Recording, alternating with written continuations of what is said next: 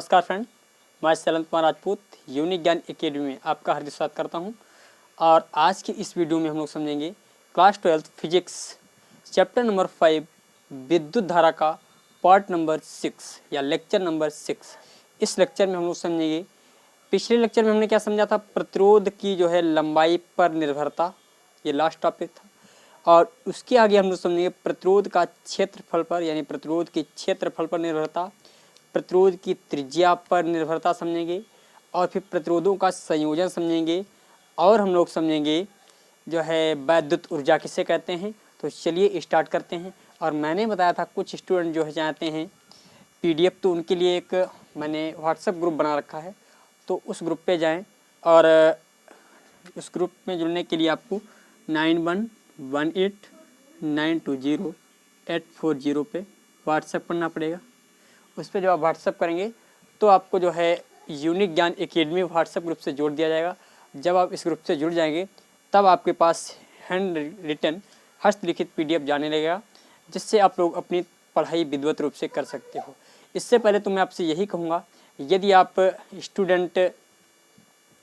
नए स्टूडेंट हैं मान लेते हैं, तो आपको स्वयं अपने आप स्वयं बनानी पड़ेगी, क्योंकि यदि आप अपने द्वारा पीडीएफ तैयार करते हो तो आपकी ज़्यादा बेटर होगी जो हम देंगे उससे, क्योंकि वो आपके समझ में भी आएगी और पीडीएफ आपके समझ में नहीं आएगी, ध्यान रखें।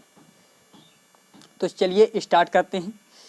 तो हम लोग समझेंगे वैद्युत प्रतिरोध का क्षेत्रफल पर निर्भरता, वैद्युत प्रतिरोध की क्षेत्रफल पर निर्भरता, यानी प्रतिरोध की क्षेत्रफल पर निर्भरता कैसे।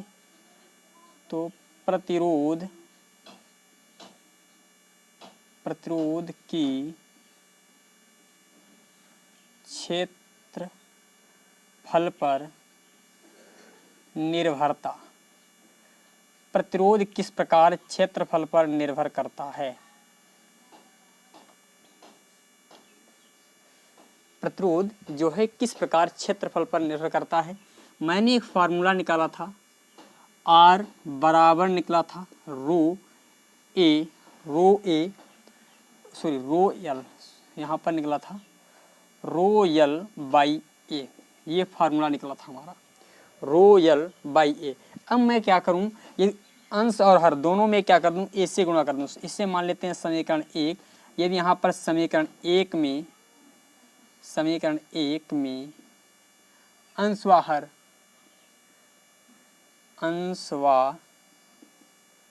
हर दोनों में ए से गुणा करने पर, ए से क्या कर दें हम गुणा कर दें, तो क्या प्रभाव पड़ेगा देखें। क्योंकि ये पॉइंट जो टॉपिक में बता रहा हूँ ये बहुत इंपॉर्टेंट है, क्योंकि इससे बेस्ड बहुत से क्वेश्चन आते हैं जो आपके आईआईटी, नीट इत्यादि जो बड़े बड़े एग्जाम हैं उनमें आते रहते हैं। तो विधिवत रूप से इसे समझने की कोशिश करें, तभी आपको समझ में आएगा। यदि आप ऐसे ही केवल वीडियो पढ़ रहे हैं तो आपको समझ में नहीं आएगा। तो वीडियो के साथ साथ आप कॉपी पेन भी लेकर बैठिए, उसे नोट कीजिए, जिससे आपकी पढ़ाई जो विधिवत रूप से अच्छी तरीके से हो सके। देखें यहाँ पर R बराबर क्या होता है, R बराबर रो एल बाई ए होता है। मैंने क्या किया, अंश व हर दोनों में क्या कर देते हैं, यहाँ पर R तो है ही हमारा, अंश व हर दोनों में गुणा कर देता हूँ किसकी, एक की। दोनों में जब एक की गुणा करूँगा, यहाँ पर भी एक की गुणा और यहाँ पर भी हमने एक की गुणा कर दी। तो देखिए यहाँ पर हमारा क्या हो जाएगा, रो और यल इंटू ए, ये हमारा साइड में निकल आएगा, और यहाँ पर हमारा क्या बच गया, ए स्क्वायर आ जाएगा। यहाँ पर क्या हमारा आ गया, ए स्क्वायर आएगा, मतलब जो कि है हमारा आर बराबर, ये है किसके बराबर, आर बराबर ये है। तो यहाँ से हम ये एल इंटू ए बराबर, यानी क्षेत्रफल में यदि हम लंबाई की गुणा कर दें तो हमारा बन जाता है आयतन, यानी v बन जाता है। तो हम यहाँ पर लिख सकते हैं r बराबर रो वी ए स्क्वायर, R बराबर रो वी ए स्क्वायर।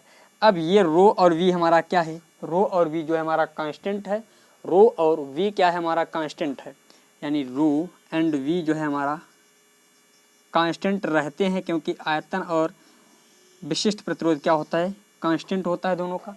जब ये हमारा कांस्टेंट है तो यहाँ से जो फार्मूला, तो R बराबर जो निकल के आया 1/a स्क्वायर आ गया।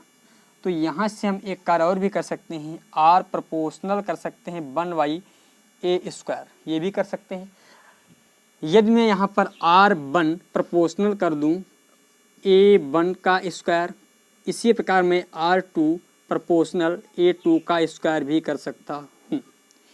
अब मैं क्या करूँ, समीकरण इसे मान लेता हूँ 2 और इसे मान लेता हूँ 3। समीकरण 2 और 3 से, समीकरण 2 और 3 से देखिए, तो यहाँ से जो फार्मूला R1 बराबर यहाँ पर आएगा 1/A1 का स्क्वायर आ जाएगा, अपान में R2 को मैंने कर दिया, इधर आ जाएगा 1/A2 का स्क्वायर आ जाएगा। A2 हमारा ऊपर चला जाएगा, अब ये 1 हमारा इसके साथ गुणा हो जाएगी, तो जो फाइनल फार्मूला जो हमें मिल जाएगा यहाँ पर वो मिलेगा R1 अपान R2 यूकेल मिल जाएगा A2/A1 का होल स्क्वायर, ये मिल जाएगा फार्मूला हमें, A2 का होल स्क्वायर मिल जाएगा। अब देखिए इधर ध्यान से समझने की कोशिश करें, ये तो हमारा क्षेत्रफल के, यदि कहीं पर क्षेत्रफल डायरेक्ट दे दिया हो तो इस प्रकार हम जो है निकाल सकते हैं। यदि कहीं पर त्रिज्या दे रखी हो, त्रिज्या के पदों में पूछ दे तो हम लोग कैसे निकालेंगे, तो समझेंगे। क्योंकि अनुप्रस्थ काट का जो है क्षेत्रफल कहीं पर ये होता है, ये गोला रूप में होती है भाई। अनुप्रस्थ की जो काट होती है वो हमारी गोले के रूप में होती है, एक वृत्त के रूप में होती है, और वृत्त का जो क्षेत्रफल होता है, यानी वृत्त का क्षेत्रफल जो होता है A πr², यानी वृत्त का क्षेत्रफल बराबर होता है काट का क्षेत्रफल, लिखेंगे इसे, काट का क्षेत्रफल जो होता है πr² होता है। तो यहाँ पर πr², जहाँ पर हमारा A1 है तो A1 बराबर मैं मान सकता हूँ πr1² कर सकता हूँ, और R1 को मैं छोटा लिखूंगा, क्यों, क्योंकि यहाँ पर ये प्रतिरोध को मैं कैपिटल R1 में लिख रहा हूँ, इसीलिए यहाँ पर A2 है, यहाँ पर πr2², ये भी स्मॉल रखूँगा, ये R1 है R2 है। अब यहाँ पर दोनों की वैल्यू पुट कर दूंगा, समीकरण इसे जो भी मान लेते हैं, इसे समीकरण मत मानिएगा, इसमें डायरेक्ट हम वैल्यू पुट कर दें तो देखिए R1/R2 यूकेल हमारा आ गया πr1 का स्क्वायर, और यहाँ पर πr2 का स्क्वायर आ गया, पूरे का होल स्क्वायर है, पाई से पाई कट जाएगा हमारा, तो यहाँ पर R1 अपान R2 बराबर बचा R1 की पावर 4, 2 दूनी 4 हो जाएगा।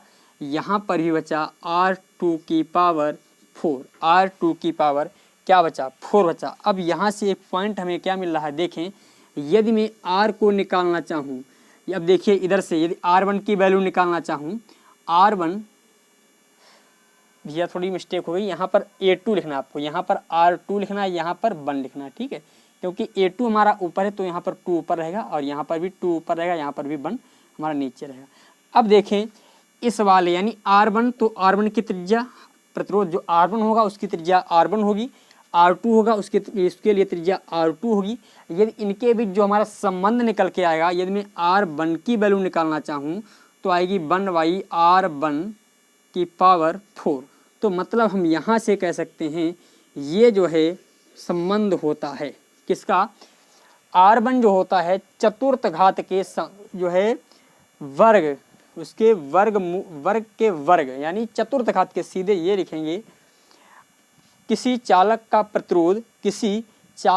प्रतिरोध उसकी अनुप्रस्थ काट की त्रिज्या के चतुर्थ घात के व्युत्क्रमानुपाती होता है। यहाँ पर एक पॉइंट ये लिख सकते हैं, लिखेंगे किसी चालक, ये क्षेत्रफल के लिए भी मैं आपको बताऊंगा, इसके लिए भी क्षेत्रफल के लिए लिखेंगे, यहाँ पर पहले क्षेत्रफल के लिए लिखेंगे, क्या लिखेंगे, किसी चालक का प्रतिरोध, किसी चालक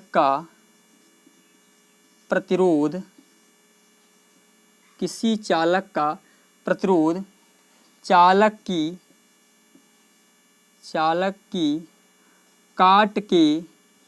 काट के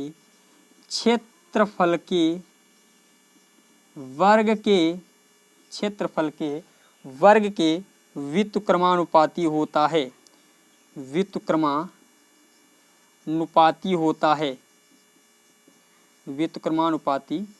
है। मतलब यहाँ से जो हमारा फार्मूला जो निकलेगा फाइनल R1 बराबर या R बराबर जो निकलेगा इनवर्सली प्रोपोर्शनल 1/a का स्क्वायर, ये हो जाएगा। क्षेत्रफल पर निर्भरता यदि निकालनी पड़ जाए तो इस प्रकार निर्भर करता है हमारा प्रतिरोध क्षेत्रफल पर, और त्रिज्या पर निर्भरता निकालनी पड़ जाए किसी चालक का प्रतिरोध। दिखाई पड़ रहा है? हाँ बिल्कुल दिखाई पड़ रहा है। किसी चालक का प्रतिरोध, किसी चालक का प्रतिरोध अनुप्रस्थ काट की त्रिज्या, अनुप्रस्थ काट की त्रिज्या की चतुर्थ घात के व्युत्क्रमानुपाती होता है। चतुर्थ घात के व्युत्क्रमानुपाती होता है। अर्थात यहाँ से जो फार्मूला हमारा निकलेगा R प्रोपोर्शनल होगा 1/r की पावर 4। ये एक फार्मूला छोटा सा निकला है हमारा, इसको भी आप लोग नोट करेंगे। ये जो दिखाई पड़ रहा है ये दोनों फार्मूले आप लोग नोट कीजिए, और ये पूरा फार्मूले ही नहीं केवल ये टोटल जो मैंने थ्योरेटिकल यहाँ पर जो डेरिवेशन किया है इसको नोट कीजिएगा, क्योंकि ये बहुत इंपॉर्टेंट है और आपके काम में आ सकता है। इसका स्क्रीनशॉट लीजिए। मैं फिर मैं कैमरे को ऊपर करता हूँ। चलो अब मैं कैमरा ऊपर करता हूँ थोड़ा।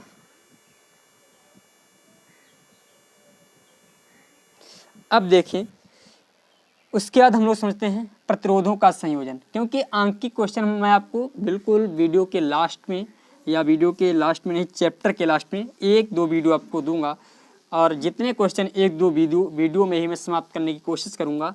जो एक तरह के क्वेश्चन मैं उनको छोड़ता रहूँगा, और जो डिफरेंट टाइप के हैं, जो क्वेश्चन डिफरेंट टाइप के हैं उन सभी क्वेश्चनों को मैं लगवाऊँगा। देखें, अब डालेंगे प्रतिरोधों का संयोजन।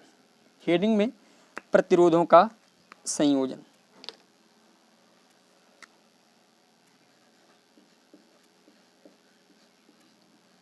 प्रतिरोधों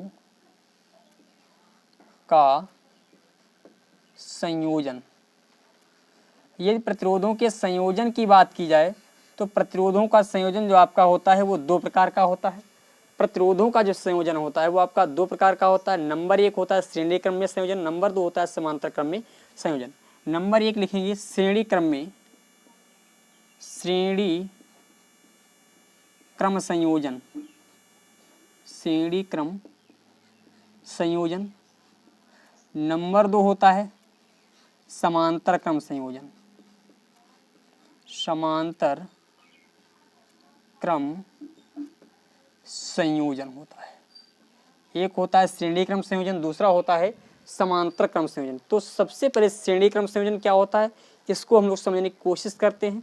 देखें श्रेणी क्रम संयोजन को, श्रेणी क्रम संयोजन, तो सबसे पहले हम लोग श्रेणी क्रम संयोजन समझते हैं। श्रेणी क्रम संयोजन में होता क्या है? अच्छा, प्रतिरोध का मार्क ये होता है, ध्यान रखें, प्रतिरोध का ये मार्क होता है, ये इस प्रकार का प्रतिरोध का सिंबल होता है, मार्क होता है। इसका मात्रक होता है, इसका मात्रक होता है ओम। अब देखें श्रेणी क्रम क्या किया जाता है, इसमें प्रतिरोध का, एक प्रतिरोध का, पहले प्रतिरोध का दूसरा सिरा, पहले प्रतिरोध का दूसरा सिरा, दूसरे प्रतिरोध के यहाँ पर मैं दूसरा प्रतिरोध दूसरे कलर से बना देता हूँ, ठीक है। दूसरे प्रतिरोध के पहले सिरे से, और दूसरे प्रतिरोध का दूसरा सिरा तीसरे प्रतिरोध के पहले सिरे से जुड़ता है, तीसरे प्रतिरोध के पहले सिरे से, ठीक है, इस प्रकार जुड़ता है। ये इस प्रकार का संयोजन कहलाता है श्रेणी क्रम संयोजन। इस प्रकार का जो संयोजन कहलाता है वो श्रेणी क्रम संयोजन कहलाता है। मैंने मान लिया ये प्रतिरोध हमारा R1 है, और ये प्रतिरोध हमारा R2 है, और ये प्रतिरोध हमारा R3 है। इधर पॉजिटिव है, इधर नेगेटिव है। अब ध्यान रखें, इधर से रेखा जो है धारा का प्रवाह होगा, इधर से जो है धारा का प्रवाह होगा, धारा इधर से बहती हुई प्रवाहित होती हुई इस प्रकार निर्गत हो जाएगी। यही धारा, ये देखिए धारा यहाँ से प्रवाहित होने वाली I है, तो यहाँ पर भी धारा I ही रहेगी, यहाँ पर भी धारा I, और यहाँ पर भी धारा I ही रहेगी। इससे एक बात क्लियर हुई कि श्रेणी क्रम में धारा का मान सभी प्रतिरोधों में समान होता है। तो पहला पॉइंट लिख लें, श्रेणी क्रम में, श्रेणी क्रम संयोजन में पहला पॉइंट लिखेंगे, श्रेणी क्रम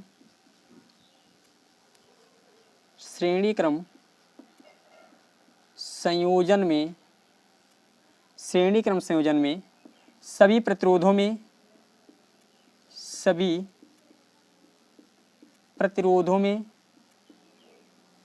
धारा का मान समान होता है। धारा का मान समान होता है, यानी श्रेणी क्रम संयोजन में सभी प्रतिरोधों में धारा का मान क्या समान होता है? क्या होता है? R होता है। परंतु इनका विभव, अब ध्यान रखें, इनका विभव क्या होता है? डिफरेंट होता है। इनका विभव क्या होता है? अलग अलग। जैसे इसने कुछ मान लेते हैं, इसका विभव मैंने मान लिया V1 है, इसका विभव V2 है और इसका विभव V3 है। इनका विभव क्या होता है? अलग अलग होता है।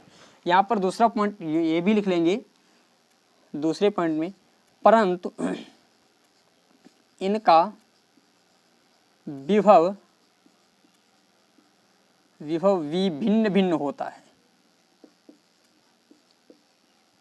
भिन्न होता है। विभव क्या होता है? इनका भिन्न भिन्न होता है।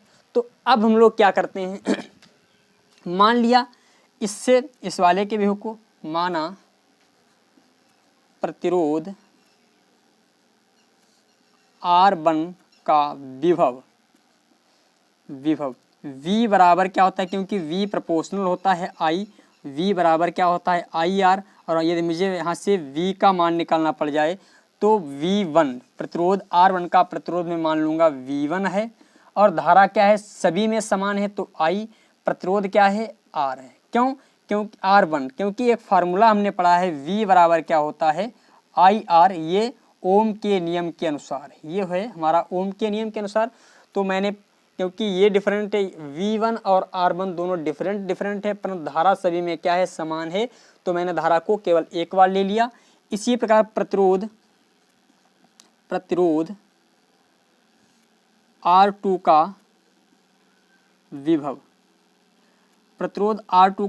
V2 बराबर हो जाएगा IR2। इसी प्रकार ये वाला भी हो जाएगा। प्रतिरोध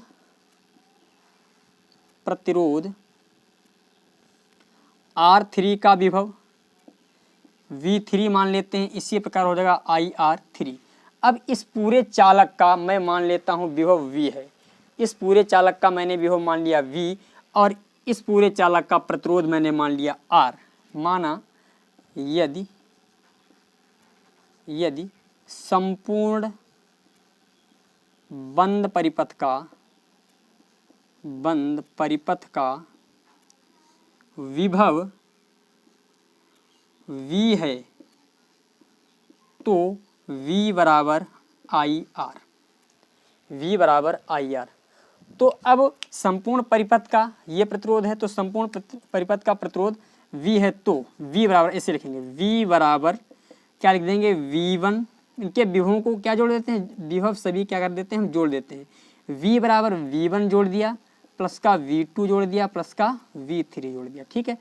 अब देखिए V बराबर क्या था हमारा? IR। तो V की जगह पर हम IR रख देंगे, V की जगह पर क्या रखेंगे? IR रख देंगे। अब देखिए जब हमने V की जगह पर रख दिया IR, तो यहाँ से इधर देखो बराबर हो जाएगा IR1 है V1 की जगह पर, यहाँ पर हो जाएगा IR2 हो जाएगा, यहाँ पर हो जाएगा IR3 हो जाएगा, यहाँ पर IR3 हो गया। अब देखें इधर से इसमें कुछ कॉमन मिल रहा है हमें।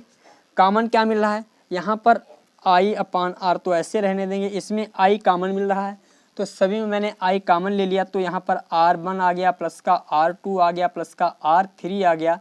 I से I कट जाएगा, तो R बराबर जो फार्मूला आ गया R1 plus R2 plus R3, ये फार्मूला हमारा निकल के आया। कब?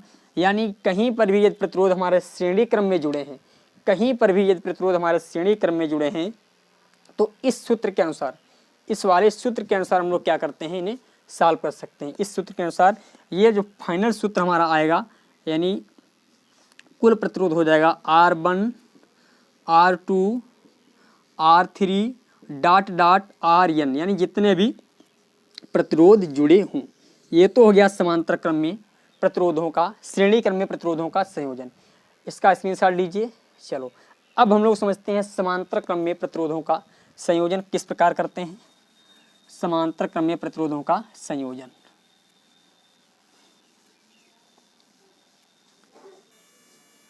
तो मैं आपको बता दूं समांतर क्रम में प्रतिरोधों का संयोजन किस प्रकार होता है, इसको विधिवत रूप से समझें। देखें इसमें क्या होता है, जैसे एक ये प्रतिरोध है, इसको मैंने मान लिया R1 है,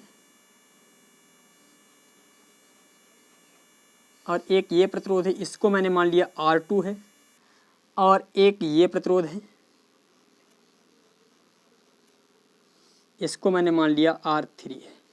R1 R2 R3 है।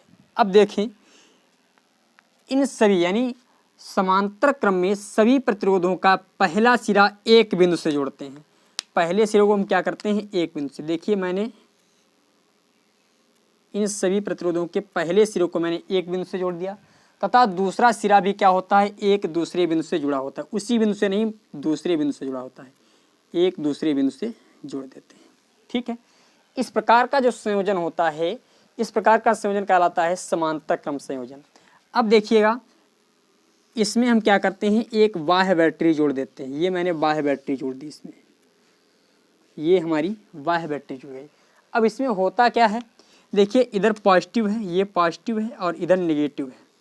तो धारा हमेशा पॉजिटिव से नेगेटिव की ओर प्रवाहित होती है। तो यहाँ से धारा निर्गत होगी आई, यहाँ पर भी हमारी आई ही रहेगी, यहाँ पर भी हमारी आई ही रहेगी। मतलब अब देखिए यहाँ पर ये तीन रास्ते हैं, तो मैंने मान लिया यहाँ से जो धारा गुजरेगी I1 गुजरेगी, I1 गुजरेगी, यहाँ से गुजरने वाली धारा I2 हो जाएगी, यहाँ से गुजरने वाली धारा I3 हो जाएगी, क्योंकि यही धारा तीन भागों में बट गई। अब यहाँ पर धारा भी डिफरेंट हो गई। अब ध्यान रखें इसमें विभव जो होता है, चालक के सिरों का विभव समान होता है। मैं आपको इसके लिए बताऊंगा किस तरीके से समान होता है। डीपली पढ़ना चाहते हैं तो इसके लिए एक वीडियो मैंने एक चैनल, उसमें देखिएगा आप, बहुत सी वीडियो कलेक्शन केवल फिजिक्स नाम से एक प्लेलिस्ट बनी है, उसी में जाइएगा। उसमें मैंने आपको ये सभी चीज़ें बताई हैं, किस तरीके से समान होता है और किस तरीके से अलग अलग होता है। ये सभी वीडियो देखिए तभी आपको समझ में आएगा, अदरवाइज आपको समझ में नहीं आएगा। यहाँ मैं सिर्फ इतना ही कहूँगा कि इनका विभव समान होता है और श्रेणी क्रम में विभव डिफरेंट होता है, यानी अलग अलग होता है। तो यहाँ पर भी विभव यानी विभव जो होगा हमारा, यहाँ पर भी V ही रहेगा, यहाँ पर भी विभव हमारा V रहेगा, यहाँ पर भी विभव V, यहाँ पर भी विभव V ही रहेगा। अच्छा, अब ये धारा जब इधर निकल के यानी I1 और I2 I3 जब इधर पुनः आती है तो पुनः I में कन्वर्ट हो जाती है, पुनः क्या होती है हमारी I में कन्वर्ट हो जाती है। यहाँ तक चीज़ें क्लियर हुई। अब इस चित्र को बनाएंगे, इसमें क्या लिखेंगे, समांतर क्रम में प्रतिरोधों के संयोजन में, समांतर क्रम में प्रतिरोधों के संयोजन में सभी प्रतिरोधों का पहला सिरा एक बिंदु से जोड़ देते हैं तथा सभी प्रतिरोधों का दूसरा सिरा दूसरे बिंदु से जोड़ देते हैं। अब उन दोनों सिरों का संबंध हम एक बाह्य बैटरी से कर देते हैं। ठीक है, अब इसमें क्या लिखेंगे, पहला पॉइंट, समांतर क्रम में जुड़े प्रतिरोधों में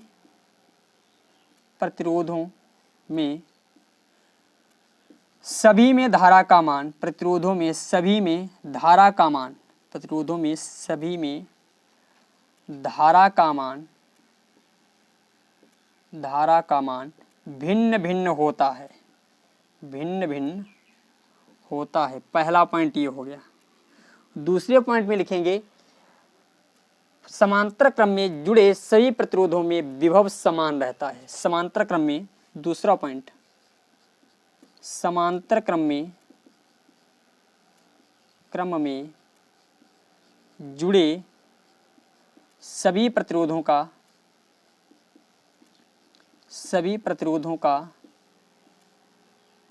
समांतर क्रम में जुड़े सभी प्रतिरोधों का विभव समान रहता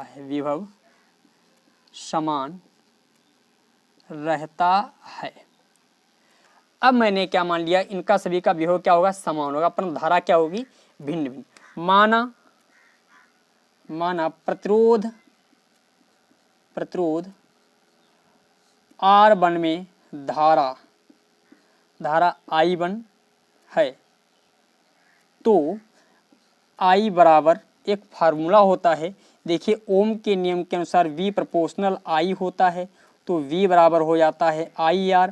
तो I का फार्मूला यहाँ से निकालेंगे तो V/R आ जाएगा।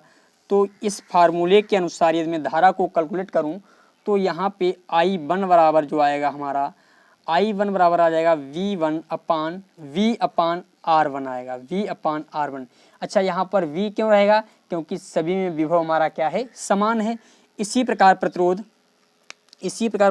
R2 में धारा का मान यहाँ पर मैं डाटे लिख देता हूँ। R2 में धारा I2 बराबर क्या हो जाएगा? V/R2 हो जाएगा। और R3 में धारा I3 बराबर हो जाएगा V/R3 हो जाएगा, V/R3 हो जाएगा। ये जो है हमारी धारा का मान हो जाएगा। अब हम क्या करते हैं, इन सभी धाराओं को तो मान लेते हैं I1 की ये धारा निकली, I2 की ये धारा और I3 की ये धारा। अब इन सभी धाराओं को हम कैलकुलेट कर लेते हैं। इन सभी धाराओं को हम लोग क्या करें, यदि कैलकुलेट करें तो देखिए यहाँ पर क्या आ जाएगा, I बराबर आ जाएगा I1 तो परिपथ में यहाँ पर लिखेंगे तो परिपथ में कुल धारा I बराबर क्वेश्चन मार्क, I बराबर क्या आ जाएगा भैया, इन सभी धाराओं को क्या करेंगे, जोड़ देंगे I1 I2 I3। अब देखिए I का मान यहाँ से देखें ओम के नियम से केवल I का मान जो निकला है V/R निकला है। I1 का मान V/R1 निकला है, V/R1। यहाँ पर V/R2 निकला है, यहाँ पर V/R3 निकला है।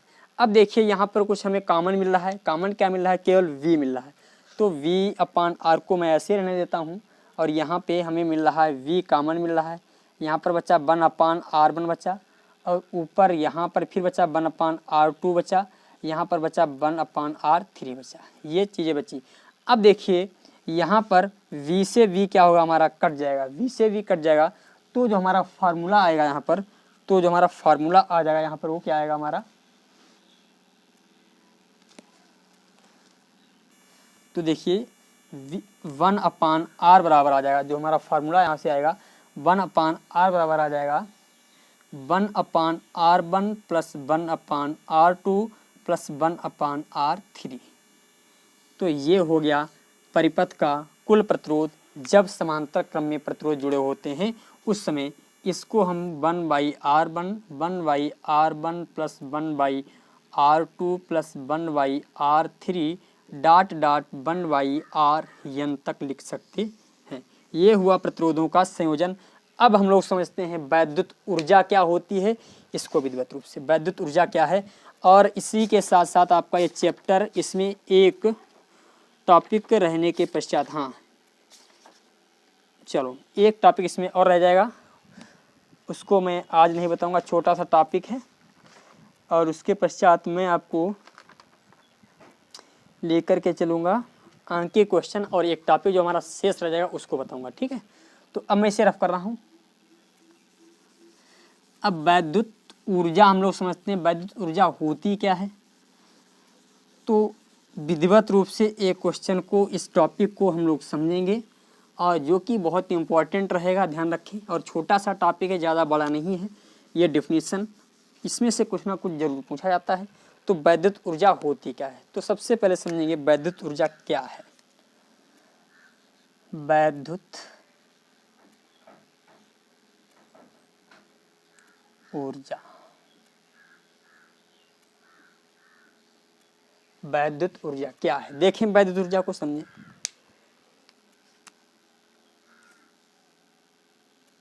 वैद्युत ऊर्जा क्या है, देखें इधर, ये कोई चालक है। मैंने क्या किया, ये कोई हमारा क्या है, चालक है। और इस चालक से मैंने क्या किया, एक बाह्य बैटरी को मैंने जोड़ दिया।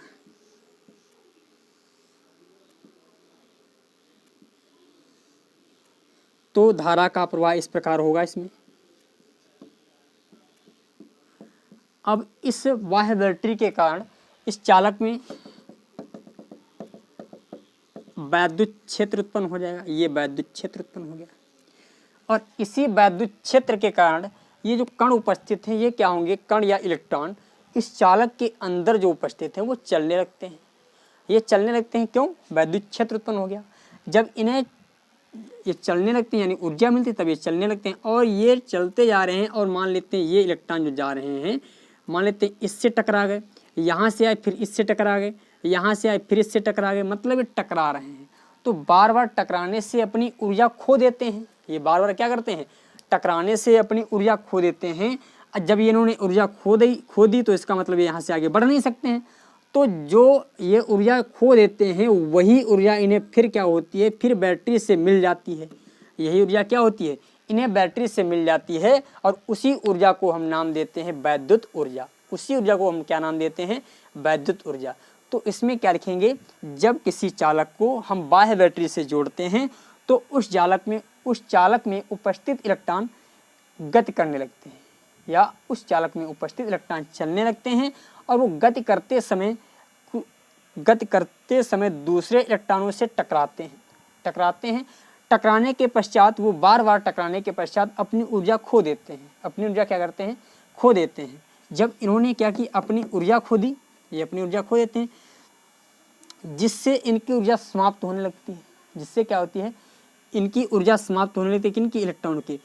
यही जो समाप्त होने वाली ऊर्जा, जो ऊर्जा समाप्त होने लगती है, और वही ऊर्जा इन्हें बैटरी से मिलती है। जो समाप्त हो रही है, इनकी समाप्त होगी, तब इन्हें जो ऊर्जा दी जाती है बैटरी से, वही क्या कहलाती है, वैद्युत ऊर्जा कहलाती है। तो मैं इसको यहाँ पर बता रहा हूँ वैद्युत ऊर्जा की परिभाषा कैसे समझेंगे।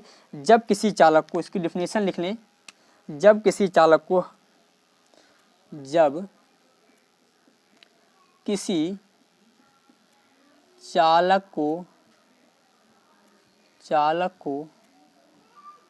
हम बाह्य बैटरी से जोड़ देते हैं, जब किसी चालक को हम बाह्य बैटरी से जोड़ देते हैं, तो एक चालक को हमने क्या किया, बाह्य बैटरी से जोड़ दिया, तो उस चालक में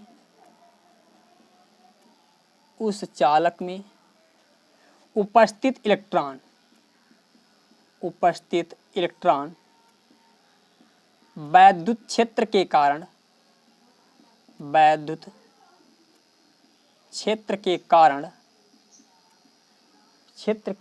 गति करने लगते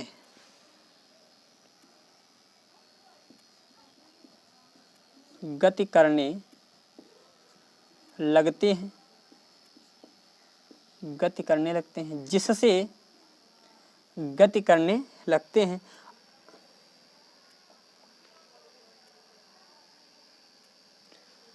और गति करते समय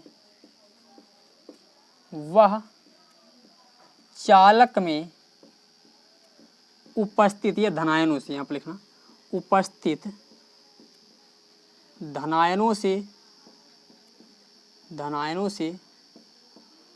टकराने लगते हैं।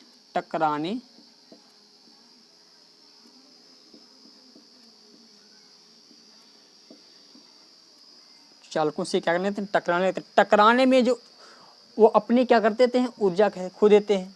टकराने के पश्चात या टकराने में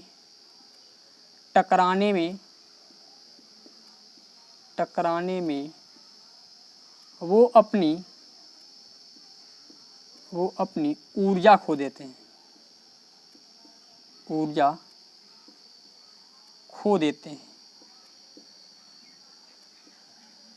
टकराने में क्या करते हैं, वो अपनी ऊर्जा खो देते हैं, और वही ऊर्जा इन्हें बैटरी से प्राप्त हो जाती है।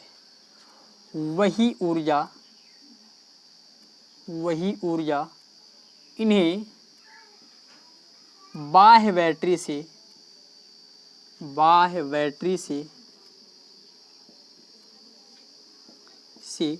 प्राप्त हो जाती है।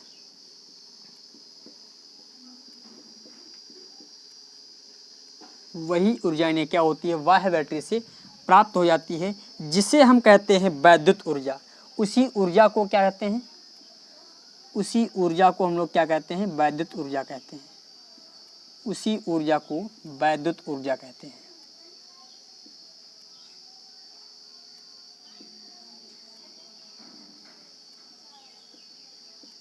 उसी ऊर्जा को हम लोग क्या नाम देते हैं, वैद्युत ऊर्जा। इसे W से प्रदर्शित करते हैं, इसे W से प्रदर्शित करते हैं। तो W बराबर क्या होता है, W बराबर होता है, एक फार्मूला हमने विभव बराबर क्या पढ़ा था, V/Q, ये पढ़ा था। अब यहाँ से यदि W का मान निकालें तो W बराबर आ जाएगा VQ आ जाएगा, VQ आ गया। यही क्या है, ऊर्जा का फार्मूला है। इसका मात्रक क्या होता है, जूल होता है, इसमें लिख लेंगे इसका मात्रक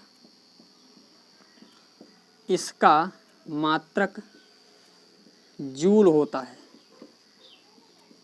इसका मात्रक क्या होता है, जूल होता है।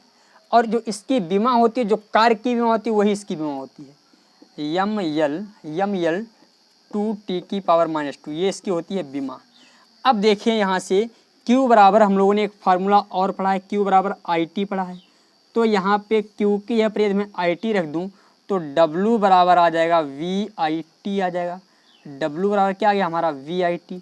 अब देखिए हम लोगों ने एक फार्मूला और पढ़ा है, V प्रोपोर्शनल I होता है। तो V बराबर हम लोग लिखते हैं IR, V बराबर हम लोग क्या लिखते हैं, IR लिखते हैं। तो W बराबर आ जाएगा IR × IT। तो V बराबर W बराबर जो फार्मूला हमें मिलेगा, W बराबर I²RT, एक ये फार्मूला हमें मिल गया, एक सुंदर सा ये वाला फार्मूला हमें मिल गया। अब देखिए यहाँ से R बराबर हम लोगों ने क्या पढ़ा है, R बराबर एक फार्मूला और भी हम लोगों ने पढ़ा है, R बराबर या I बराबर, यहाँ पर हम लोगों ने क्या फार्मूला पढ़ा है, I बराबर होता है, यहाँ से I बराबर V/R होता है। I बराबर क्या हो जाता है, V/R।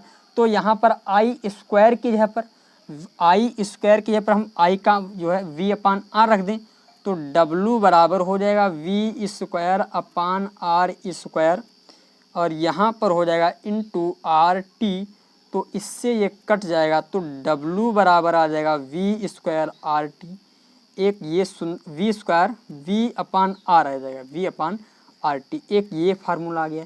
ये सभी फार्मूले क्या हैं, मैं इनको रेड पेन से जो है बंद करता हूँ। देखें W बराबर आएगा I²RT, एक ये फार्मूला, इसकी भी बहुत ज़्यादा ज़रूरत हमें पड़ सकती है और इस फार्मूले के भी हमें बहुत ज़्यादा ज़रूरत पड़ेगी। ये जो है इस फार्मूले की भी हमें बहुत ज़्यादा ज़रूरत पड़ेगी। और ये जो फार्मूला है, ये इसके आगे भी मैं अभी और फार्मूला बताऊँगा, इसी की ऊर्जा के ही, यहाँ पर T है, और इसकी भी हमें बहुत ज़्यादा ज़रूरत पड़ेगी। और देखें एक फार्मूले होते हैं, इसके बाद मान लेते हैं ये V²I² हो गया। यदि मैं यहाँ पर V² का मान रख दूँ तो भी हमें वही मान मिल जाएगा। मतलब यही कुछ मेन फार्मूले थे, मैंने उनको बताया और इसका मात्रक और विमा भी मैंने बताई। अब एक कार्य करें, आज की वीडियो यहीं तक रहेगी। अब इसमें एक चैप्टर जो आपका टॉपिक बचा है, एक छोटा सा टॉपिक प्यारा सा बच्चा है जिसका नाम है वैद्युत ऊष्मा। हम कल उसको बताएंगे और अंक की क्वेश्चन भी आपको बताए जाएंगे। और आप लोग इस चैनल पे नए हैं तो सब्सक्राइब बिल्कुल कीजिए, अपने कर्तव्य से आप पीछे मत हटिएगा। और मैं आपको अच्छे टॉपिक और अच्छे तरीके से अच्छी चीज़ें आपके सामने लाता रहूँगा और आप हमारे चैनल को आगे बढ़ाते रहिए, मैं आपसे यही उम्मीद करता हूँ। फिर मिलते हैं अगली वीडियो में, तब तक के लिए आपको नमस्कार, थैंक यू, धन्यवाद।